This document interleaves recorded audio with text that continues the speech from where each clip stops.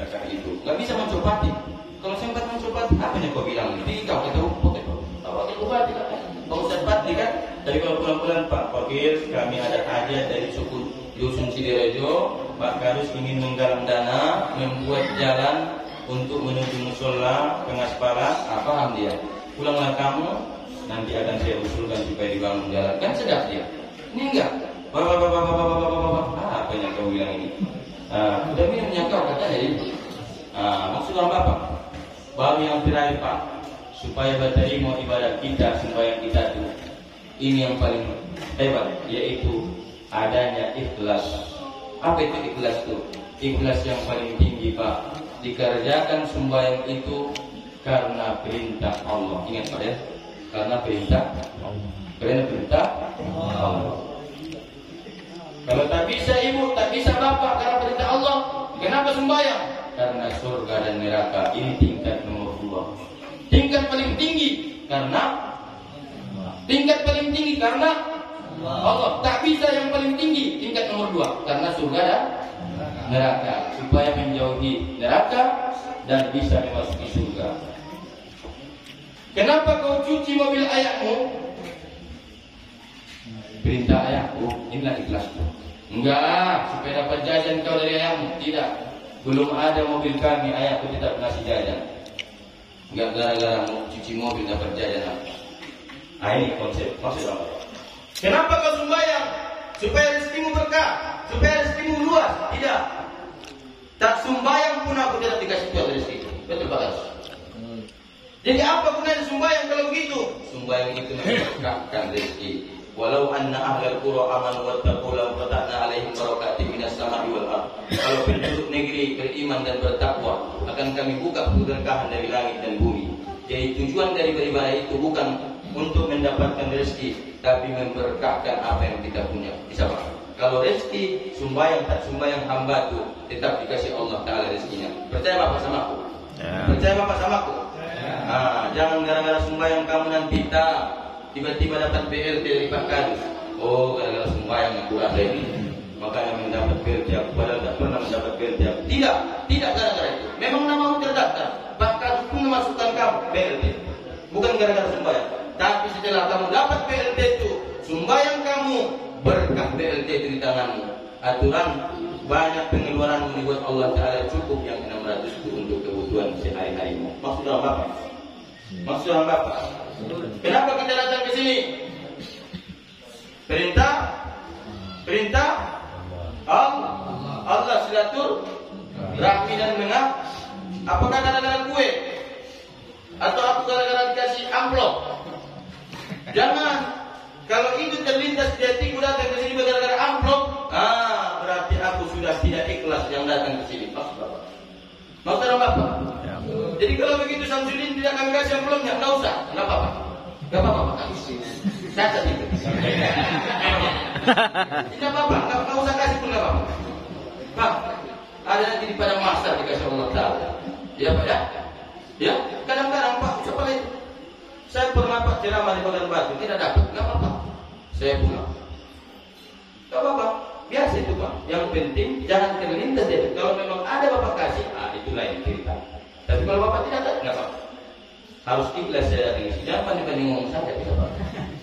Maksudnya apa? Itu ya. Pak, paham Bapak kan? Bagan Batu pernah Pak kejadian. Selesai saya murid, turun diantar ke arahnya. Tidak kasih apa-apa, enggak apa-apa. Rupanya besoknya Pak minta rekeningnya. Rekening, Pak, minta rekeningnya Pak. Enggak amplop rekeningnya ya. Aduh, kadang-kadang itu panitia. Rekeningnya. Maksudnya apa kan? Ya. Jadi itu ya Pak ya. Jadi jangan, maka kata Nabi, laisa lil abdi min sholati illa ma qala min Tidak ada yang didapatkan seorang hamba dari sembahyangnya kecuali yang dia pikirkan pelaksanaannya. Bahkan kata Nabi, ada orang yang sembahyang 1/6, 1/10 pun tak dapat dari sembahyangnya. Karena apa? Yang dapatnya hanyalah capek saja. Kenapa? Tidak dia pikirkan. Bahkan Bapak, mohon maaf Pak Kadus, ada lagi kadang-kadang orang sembahyang berjamaah, tidak membaca apa-apa dia. Baca Pak Kadus. tidak membaca apa-apa dia. Kau tahu Ustaz? Saya lupa mengajar di kampung. Ada murid itu khatam dia bakal juz amma, masuklah kami ke tuntunan sembahyang. Praktek berdiri dari Allah. Baca. Diam. Baca Pak. Diam. Baca Bapak. Mari, aku mengaku Ustaz. Dengan mudah baca apa-apa. Coba dapat apa dia Pak. Jadi Bapak sembahyang cuma gerakan saja. Ada begitu sini Pak. Ada begitu sini. Kalau orang tua Pak malu kita Pak belajar Bapak. Ya, Pak Kamis di sini ada, Pak Ustaz di situ ada, Pak Imam tadi ada. Datangi mereka. Ya, ada lagi Bapak itu, Pak murid kita datangi. Ya, tidak mesti harus Ustaz. Ya, ini kadang-kadang kita masyarakat yang sombong-sombongan. Kalau nggak Ustaz yang ngomong nggak diterima, betul Pak? Kalau nggak Ustaz yang ngomong, alah. Riko siapa? Riko sopo? Jadi apa yang berikan itu? Kuis. Riko sopo? Riko kan? Riko sopo? Riko kan bukan Ustaz. Harus Ustaz. Padahal yang dibilang Ustaz pun sama dengan yang dibilang Pak Kamis. Macam Bapak yang bilang. Ya. Waktu Bapak. Kalau dia jadi orang awak mengatakan begini loh, terima saja. Jangan kok ketahuan kau, kesetupannya kau, jangan. Maksudnya apa? Ilmu itu ambil dari mana saja, bukan dari Ustaz saja. Itu bakal siap. Sepanjang itu bagus, kita terima. Ada pertanyaan Bapak? Ada pertanyaan Bapak? Enggak? Ini pertanyaannya Pak. Assalamualaikum warahmatullahi wabarakatuh. Waalaikumsalam. Tadinya saya pun sholat seperti yang Bapak katakan itu tadinya. Sejengkal Bapak bilang kan? Ya. Itu kan? Setelah saya lihat Pak Somad, Abdul Somad, dan dipraktekkan langsung, itu kakinya begini. Dipraktekkan langsung di atas meja. Oh iya. Kita lihat di TV begini Pak kakinya. Iya. Lalu sekarang saya pun begitu. Oh. Jadi Jadi pertanyaannya, mana yang benar Somad dari mana yang lebih baik? Mana yang lebih baik ini? Baik, ya.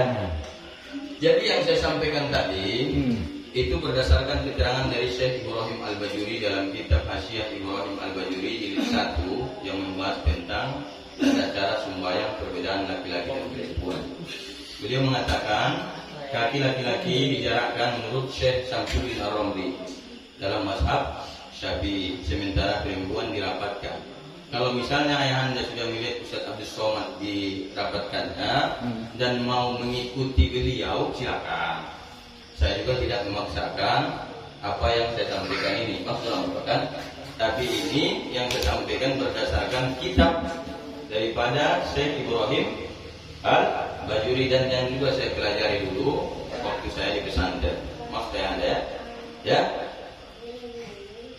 Begini Pak, yang saya maksudkan tadi kan, kalau berdasar seperti Bapak bilang itu, tentunya dia juga kan berdasar.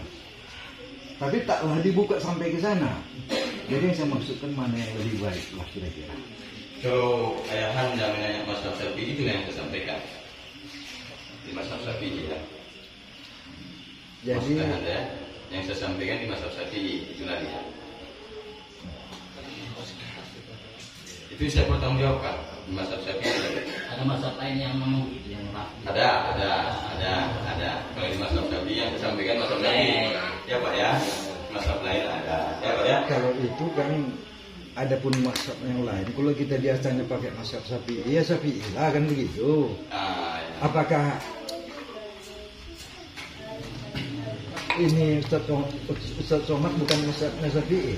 Oh itu saya apa ayahanda ya, tapi saya pula menghakimi kan. Karena belum dilantik jadi orang hakim. Bukan menghakimi Pak. Bukan menghakimi. Meminta mana yang terbaik diantaranya. Kalau dalam mazhab Syafi'i yang saya sampaikan itu adalah fix mazhab Syafi'i. Ya, di kitab mana pun kita buka, bukan Ibrahim Al-Bajuri saja, di kitab Syarah Muhadzab, di kitab Al-Majmu' sama, semuanya direnggangkan satu jengkal. Sama Ibnu Hajar Al-Haytami juga satu jengkal. Ya, kalau kita menggunakan mazhab, tapi kalau perempuan dirapatkan dia, karena perempuan semua dirapatkan, tangannya dirapatkan ke dadanya, sujudnya pun dirapatkan ke dalam lantai, pokoknya ini dirapatkan semua. Kalau kita Syafi'i tidak dirapatkan, maka ada pembahasan hukum. Kalau sekiranya nampak auratnya waktu dia sujud, karena tadi dia dirapatkan itu, apakah batal sembahyangnya? Dijawab oleh Abu Bakar Syito dalam kitab Ianatul Talibin, tidak batal karena dianggap